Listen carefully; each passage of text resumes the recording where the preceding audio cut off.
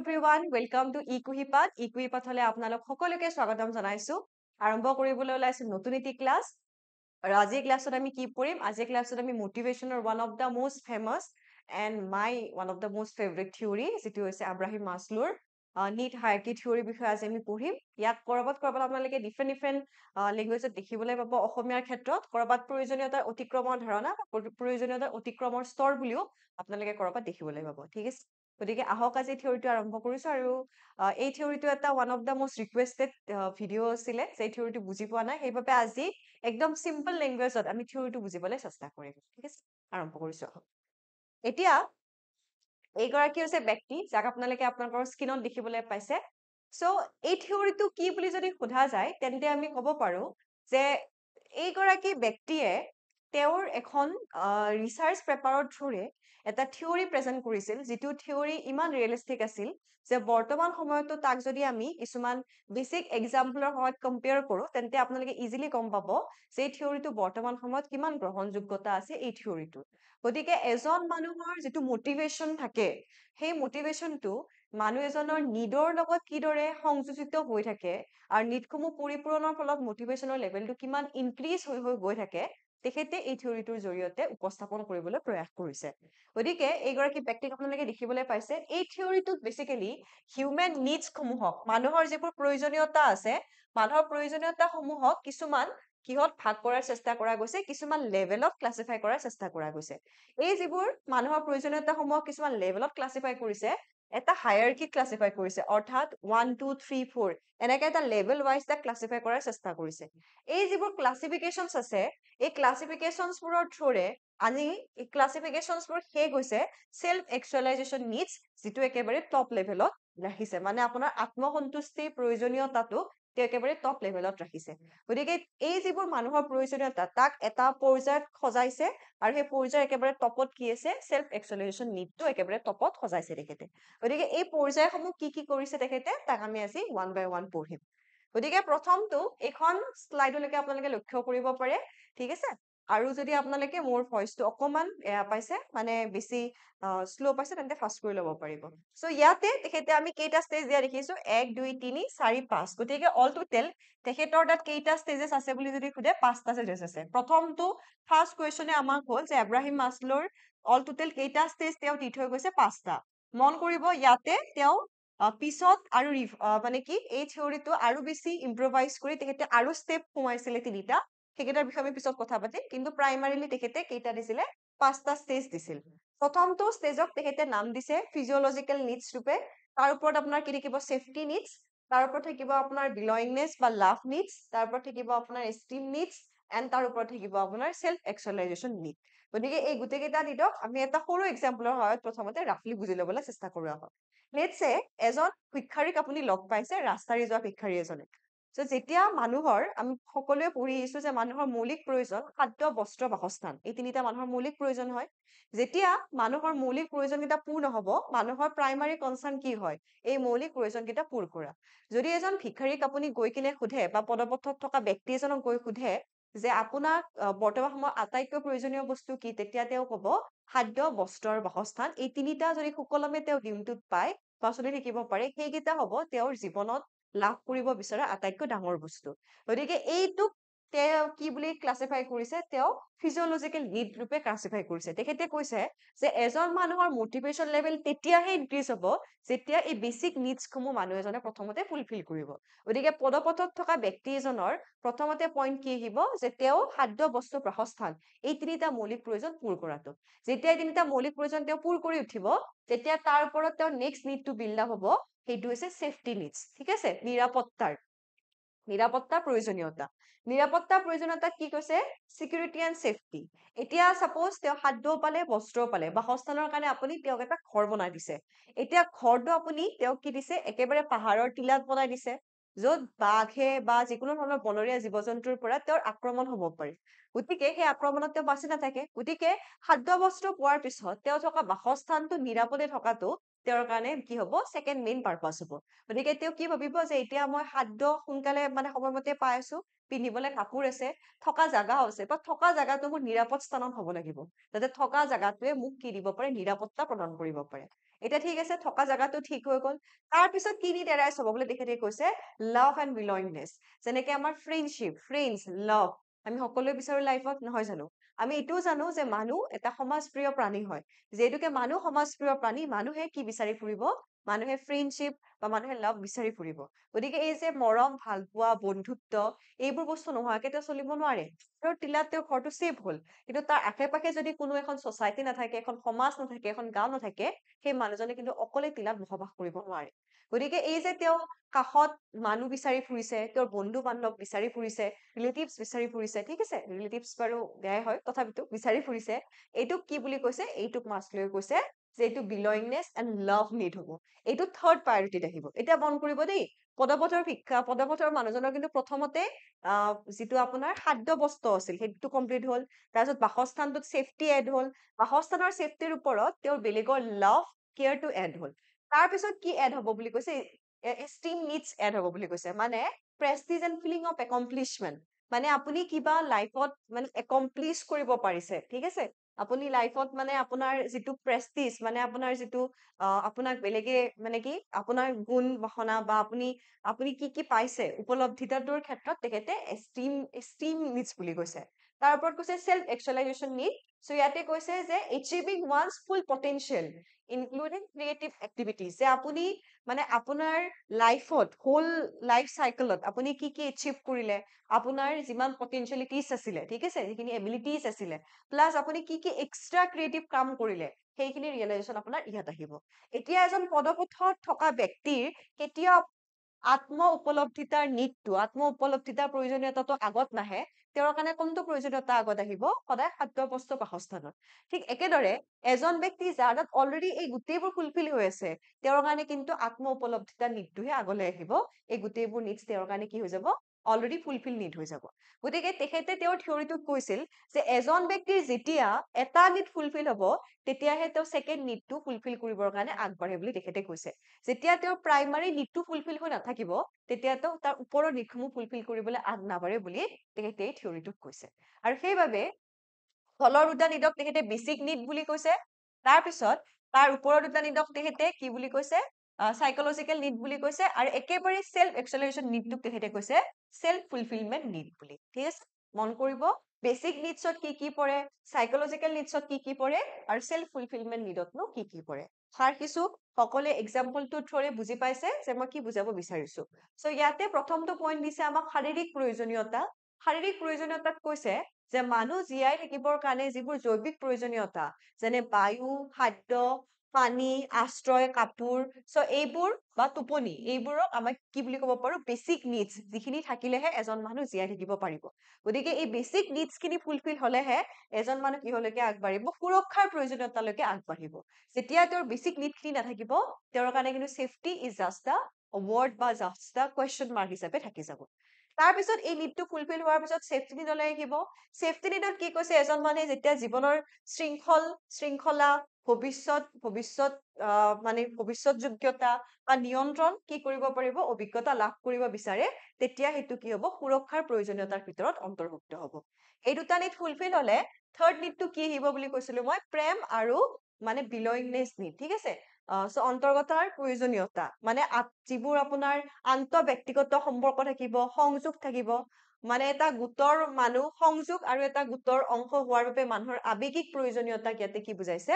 Love and বিলয়িংনেছ need বুলি কৈছে। তাৰপিছততো কৈছে সন্মানৰ প্ৰয়োজনীয়তা। সন্মানৰ প্ৰয়োজনীয়তাত কৈছে আত্মমূল্য, আপুনি কি কি লাইফত এচিভ কৰিলে, আপোনাৰ সাফল্যতা কিমান, ঠিক আছে, আপোনাৰ সাফল্যতা কিমান, আপোনাৰ সন্মান কিমান, সেইটোক ইয়াতে সন্মানৰ প্ৰয়োজনীয়তা নিডত অন্তৰ্ভুক্ত কৰা গৈছে। ইয়াক আকৌ তেখেতে দুটা প্ৰকাৰে ভাগ কৰিছিল। কি কি প্ৰকাৰে ভাগ কৰিছিল, এটা কৈছিল যে মানুহৰ নিজৰ প্ৰতি যেতিয়া সন্মান থাকিব, আপুনি যেতিয়া কিবা মানে কৃতিত্ব আছে আপোনাৰ, ঠিক আছে, আপুনি কিবা বস্তু আয়ত্ত কৰিব পাৰিছে বা এচিভ কৰিব পাৰিছে, তেতিয়া এজন মানুহৰ নিজৰ প্ৰতি কি থাকিব, সন্মান থাকিব, ঠিক আছে, সেইটো কৈছে। ছেকেণ্ডতে কৈছে যে আনৰ পৰা সুনাম বা সন্মানৰ ইচ্ছা, মানে কেতিয়াবা আপুনি আপোনাৰ নিজকে সন্মান কৰিছে, কাৰণ আপুনি যি বিচাৰিছে সেইখিনি আপুনি এচিভ কৰিব পাৰিছে, কিন্তু কেতিয়াবা আপুনি বিচাৰে যে বেলেগেও আপোনাক সন্মান জনাওক, ঠিক আছে, বেলেগে আপোনাৰ সুনাম বা আপোনাৰ মৰ্যাদা কি কৰক, মানে গ্ৰহণ কৰক, সেইবোৰ বস্তুৰ বিষয়ে আলোচনা কৰক, সেইটো আপুনি বেলেগৰ পৰা বিচাৰে। চ' ইয়াতে কৈছে যে এজন ব্যক্তি নিজৰ পৰা নিজে যিটো সন্মান তেওঁ গ্ৰহণ কৰে আৰু লগতে এজন ব্যক্তিয়ে কি কৰে বেলেগৰ পৰা যিটো সন্মান বিচাৰে সেইটো ইয়াতে সন্মানৰ প্ৰয়োজনীয়তা তেখেতে অন্তৰ্ভুক্ত কৰিছে। আৰু শেষৰ ষ্টেজটো আমি কি বুলি পাইছো? শেষৰ ষ্টেজটো আছে চেল্ফ একচুৱেলাইজেশ্যন নিড, অৰ্থাৎ ইয়াক কৈছে আত্ম বাস্তৱীয়তাৰ প্ৰয়োজনীয়তা, যাত আমি সৰ্বোচ্চ স্তৰ হয়। ইয়াত এজন ব্যক্তিৰ পটেনচিয়েলিটিজ কি থাকিব, সম্ভাৱনা কি থাকিব, আপুনি গোটেই জীৱনটোত কি কি পূৰ্ণতা লাভ কৰিলে, আপোনাৰ ব্যক্তিগত বিচাৰ বা শীৰ্ষ অভিজ্ঞতাক ইয়াতে উপলব্ধি কৰা বুজাইছে। আপুনি ৰিটায়াৰ্ড হৈছে, আপুনি ভাবি আছে উফ মই এইটো কাম কৰিলো, এনেকে কৰিলো, এই যিবোৰ আপোনাৰ ৰিয়েলাইজেশ্যন হয় সেইবোৰক ইয়াতে ইনক্লুড কৰা গৈছে। ঠিক আছে, বুজি পাইছে এইখিনিলৈকে সকলোৱে? চ' এইখিনি আছিল মাছলোৰ একদম বেচিক লেভেলৰ যিটো 5টা ষ্টেজৰ থিয়ৰী তেখেতে দি থৈ গৈছে। এতিয়া ইয়াতে আহিল টুইষ্ট, এইখিনিলৈকে আপোনালোকক সকলোতে পাব। ইয়াৰ পিছৰ কথাখিনিলৈকে আহিছো। এতিয়া মাছলোৱে কি কৰিছিল 1943 to 1954ত এই যিটো 5 ষ্টেজেছ মডেল আছিল তাত তেওঁ আৰু তিনিটা বস্তু আৰু তিনিটা লেভেলছ তেখেতে ইনক্লুড কৰিছিল। প্ৰথমতে তেখেতে কগনিটিভ এণ্ড এস্থেটিক, আজিৰ টাইমত আমি চবে এস্থেটিক ফটো উঠো ন, চ' তেখেতে কগনিটিভ এণ্ড এস্থেটিক এই দুটা নিড ইনক্লুড কৰিছিল। আৰু পিছত তেখেতে 1970ত কি ইনক্লুড কৰিছে, তেখেতে 1970ত আৰু এটা নিড ইনক্লুড কৰিছে, ইয়াতে আপোনালোকে দেখিবলৈ পাইছে, ডেট ইজ ট্ৰান্সিডেন্স নিড। চ' প্ৰথমতে তেখেতে ইনক্লুড কৰিছিল কগনিটিভ, তাৰপিছত এস্থেটিক আৰু শেষৰটো তেখেতে ইনক্লুড কৰিছিল ট্ৰান্সিডেন্স নিড। অকে, এইখিনিলৈকে আমি বুজি পালো যে চেল্ফ একচুৱেলাইজেশ্যন নিড কি হয়। ইয়াৰ পিছত কি কৈছে যে তেখেতে 5 ষ্টেজৰ মডেলটোত আৰু দুটা নিডৰ কি কৰিছে ইনক্লুড কৰিছে। এটা হৈছে কগনিটিভ এণ্ড এস্থেটিক নিড আৰু লেটাৰ নিডটো কি হৈছে ট্ৰান্সিডেন্স নিড। ঠিক আছে, চ' এই দুটা নিড তেখেতে কি কৰিছিল ইনক্লুড কৰিছিল। আৰু তেখেতে কি কৈছিল মানুহৰ যিটো প্ৰয়োজনীয়তা থাকে তাক আমি আৰু দুটা প্ৰকাৰে ভাগ কৰিব পাৰো বুলি কৈছিল। এটা কৈছে ডেফিচিয়েঞ্চি নিড ৰূপে আৰু এটা কৈছে তেখেতে গ্ৰথ নিড ৰূপে। এতিয়া ডেফিচিয়েঞ্চি নিডটোক তেখেতে কি কৈছে যে মানুহৰ যিটো মৌলিক প্ৰয়োজনীয়তা অৰ্থাৎ খাদ্য, বস্ত্ৰ, বাসস্থান আৰু সুৰক্ষাৰ প্ৰয়োজনীয়তা, এই দুটাক ডেফিচিয়েঞ্চি নিড ৰূপে কৈছে।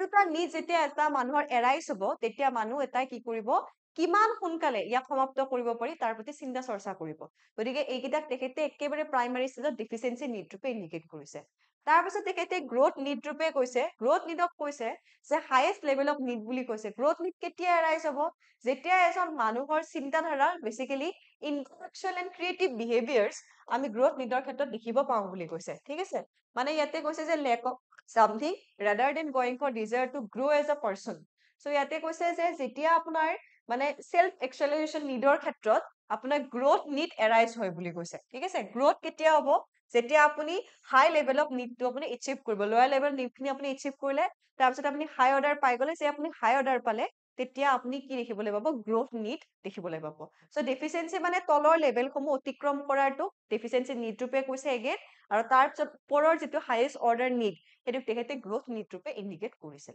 ঠিক আছে, মনত থাকিব এইখিনি আছিল। এতিয়া তেখেতে আমি ইয়াৰ আগত পঢ়িলো যে তেখেতে কি কৰিছিল আৰু তিনিটা নিডক তেখেতে ইয়াতে ইন্ট্ৰডিউচ কৰিছিল। কিমানত মনত ৰাখিব, এটা 1943, 1954 আৰু এটা 1970। কি কগনিটিভ, এস্থেটিক, এনচেন্ডেন্স নিড ৰূপে তেখেতে আৰু তিনিটা নিড তেখেতে ইনক্লুড কৰিছিল। কি হয় তিনিটা নিডৰ বিষয়ে আমি ওৱান বাই ওৱান পঢ়ি লওঁ। যেতিয়া কগনিটিভ নিড বুলি কোৱা যাব, কগনিশ্যন মানে আপোনাৰ মস্তিষ্কৰ বিকাশ, নলেজ, ইয়াৰ বিষয়ে কোৱা গৈছে। গতিকে আপোনাৰ মস্তিষ্কৰ নলেজৰ বিষয়ে ইয়াতে ইণ্ডিকেট কৰিছে আপোনাৰ যিটো অনুসন্ধিৎসু মন, যিকোনো বস্তু এক্সপ্ল'ৰ কৰাৰ ক্ষেত্ৰত, কোনোবা বস্তু বুজি পোৱাৰ ক্ষেত্ৰত বা কমপ্লেক্স মেথামেটিক্স থিয়ৰিজ এক্সপ্লেইন কৰাৰ ক্ষেত্ৰত যিটো নিড এৰাইজ হয় সেইটোক ইয়াতে কগনিটিভ নিড বুলি কৈছে। এস্থেটিক নিড বুলি কওঁতে কৈছে যে আপুনি কাৰোবাৰ বিউটিক এপ্ৰিচিয়েট কৰিছে। ঠিক আছে, এপ্ৰিচিয়েচন অফ বিউটিজ বা কাৰোবাৰ মানে সৌন্দৰ্যতাক বা কাৰোবাৰ বেলেঞ্চক। ঠিক আছে, এতিয়া আপোনাৰ ডিপাৰ চেন্সে বা কাৰোবাৰ যিটো চাপ'জ খুব ধুনীয়া ছোৱালী এজনী গৈ আছে, আপুনি এপ্ৰিচিয়েট কৰিছে খুব ভালদৰে যে তুমি দেখিবলৈ খুব ধুনীয়া। এই যিটো এপ্ৰিচিয়েচন হয়, এই এপ্ৰিচিয়েচনটোক তেখেতে কি বুলি কৈছে ইয়াতে এস্থেটিক নিড বুলি কৈছে।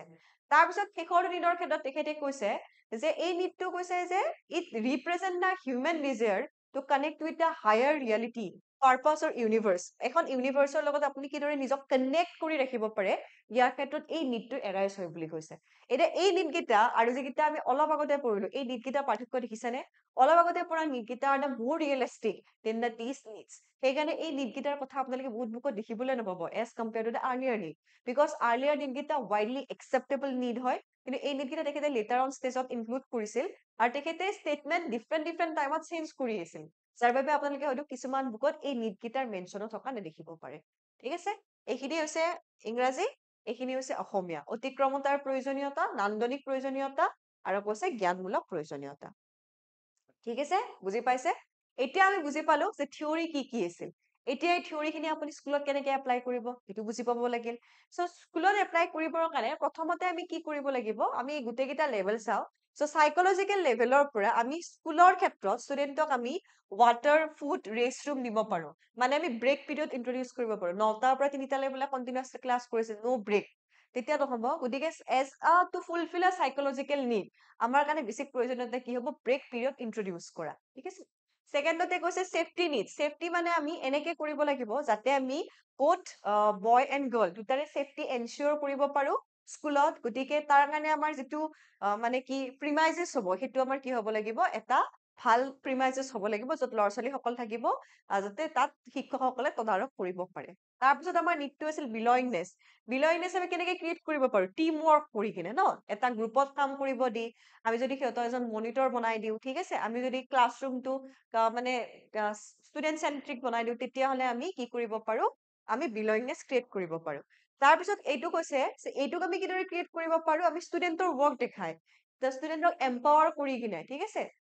লিডাৰশ্বিপ বা লিডাৰ্ছ সমূহৰ কথা পঢ়াই কিনে আমি সিহঁতৰ এফৰ্টছ খিনিক প্ৰেইজ কৰিব পাৰো আৰু সেল্ফ এক্সুলেশ্যন নিডছ কেতিয়া হ'ব সাপোজ ষ্টুডেণ্টে কিবা ক্ৰিয়েটিভিটি কৰিছে প্ৰজেক্ট বনাব দিছে তাত নতুন নতুন বস্তুৰ দে ক্ৰিয়েটিভিটি শ্ব' কৰিছে তেতিয়া সেইটোক আমি সেল্ফ এক্সুলেশ্যন নিড ৰূপে ক্লাছিফাই কৰিব পাৰো গতিকে এটা ষ্টুডেণ্টে স্কুলত সোমোৱাৰ পৰা মানে সিহঁতক ভাল ৰেষ্ট ৰুম বা বাথৰুম প্ৰভাইড কৰাৰ পৰা পিৰ গ্ৰুপৰ লগত ভাল কানেকশ্যন কৰাৰ পৰা প্ৰজেক্টৰ এপ্ৰিচিয়েশ্যনলৈকে আমি সকলোতে তেখেতে দি থৈ যোৱা থিওৰিৰ প্ৰতিটো ষ্টেজে এপ্লাই হৈ থকা দেখিবলৈ পাইছো সেইকাৰণে থিওৰিটো এটা ৱাইডলি একচেপ্টেবল থিওৰি হয় যিটো আজিৰ টাইমত আমি ডিফাৰেণ্ট ফিল্ডত এপ্লাই কৰা দেখিবলৈ পাওঁ নট অনলি ইন সাইকোলজি মেনেজমেন্টত আপোনালোকে এপ্লাই কৰা দেখিবলৈ পাব নাৰ্ছিঙত আপোনালোকে এপ্লাই কৰা দেখিবলৈ পাব এই থিওৰিটো ইমানেই বেছি ইম্পৰ্টেন্ট আৰু একচেপ্টেবল থিওৰি হয় বুজি পাইছো আমি সকলোৱে পাইছো বুলি মই আশা ৰাখিছো ওকে আমি দুটা কোৱেশ্চন চাই লওঁ এটা থাকিব হোমৱৰ্ক এজ ইউজুৱেল আৰু এটা আমি সকলোৱে ডিসকাস কৰিম সো এইটো কোৱেশ্চন চাওক প্ৰথমটো কোৱেশ্চন কি সুধিছে the highest need assumed in Maslow theory so Maslow তত্ত্বত ধাৰণা কৰা সৰ্বোচ্চ প্ৰয়োজনীয়তা কি হয় সন্মান জ্ঞান ভিত্তিক আত্মবাস্তৱীয়তা নে সামগ্ৰী হয় ঠিক আছে কোনটো হ'ব ইয়াৰে হাইয়েষ্ট নিডটো কি আছিল C option number C will be the correct answer তাৰ পিছৰ যেটো কোৱেশ্চন থাকিল এইটো কোৱেশ্চন থাকিল আপোনালোকৰ কাৰণে হোমৱৰ্ক আপোনালোকে সজাব মই অলৰেডি লেভেলছ কিটা বাৰে বাৰে কৈ দিছো যে কোনটো পিছত কোনটো লেভেলছ আহিব গতিকে আপোনালোকে সজাব আৰু ইয়াৰ আনসাৰটো আপোনালোকে কমেন্ট বক্সত জনাবলৈ নাপাহৰিছে এণ্ড থেংক ইউ সো মাচ আজি ক্লাছটো জইন কৰাৰ কাৰণে অসাই ভাল লাগিল আপোনালোকে ক্লাছটো জইন কৰিলে আৰু যদি আপোনালোকে বুজি পাইছে তলত বুজি পাইছো বুলি মেনশ্যন কৰিব সো দ্যাট মও গম পাওঁ যে মই যিখিনি পঢ়াইছো এইখিনি আপোনালোকে ভালদৰে আয়ত্ত কৰিব পাৰিছে পুনৰাই লগ পাম নতুন ক্লাছৰ সৈতে তেতিয়ালে সকলোৱে ভালদৰে পঢ়ি থাকক ধন্যবাদ